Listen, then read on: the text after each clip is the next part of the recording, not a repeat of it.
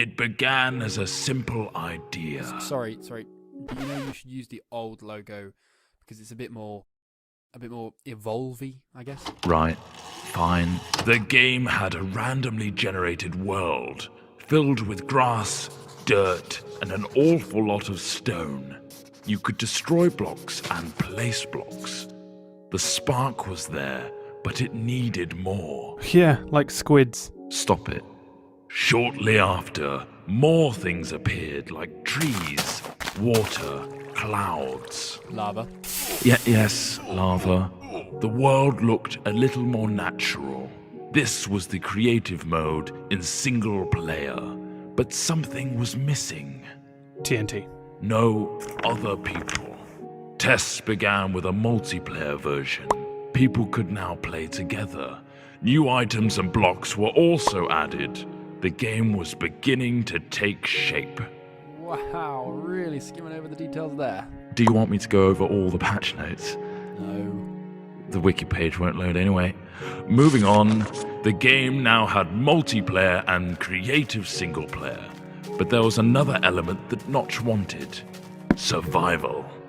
Work began on making the game more challenging. Zombies and skeletons were put in, but they could not attack. Sheep and pigs were added too. Ooh. Notch also fluffed the coding of the pig and it turned into a creeper. At this stage, this version of the game was labeled Classic. Classic. Brilliant. Then from Classic came the in-dev version. What on earth does that mean? No idea, not important. Dynamic lighting was put in, a new sound engine, and more importantly, crafting was introduced. Then came InfDev. Sorry, what? InfDev introduced a big feature to the world: infinite terrain.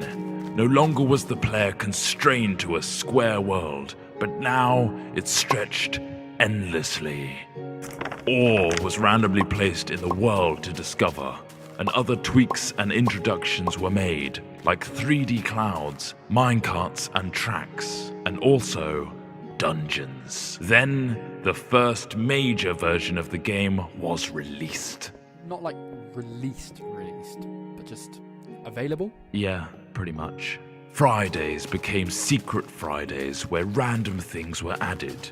The first being Redstone, which allowed complex circuitry to be created. What, like that thing?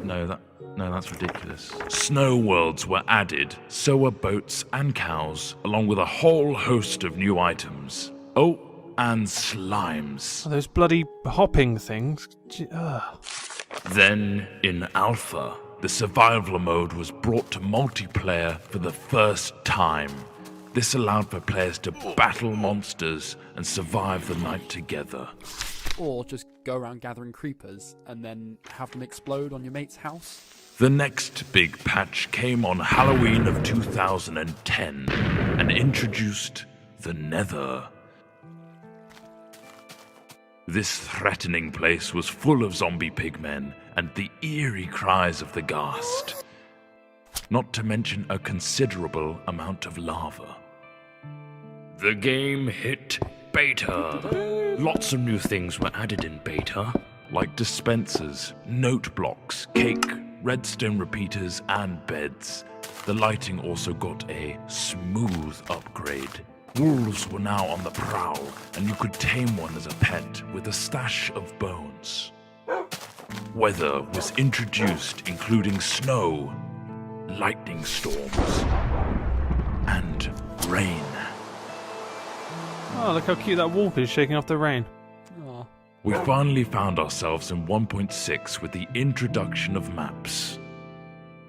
A new way to navigate the endless blocks of Minecraftia. Things got pushy in 1.7 with pistons, leading to some clever contraptions. 1.8 gave vastly improved combat mechanics, allowing the player to sprint, draw back their bow, and land critical hits on their enemies. A new terrain generator was added, along with quirky NPC villages and mighty strongholds. now comes the end. A true challenge awaits you in this unforgiving realm. But that is something you'll have to discover for yourself. The next page is yours.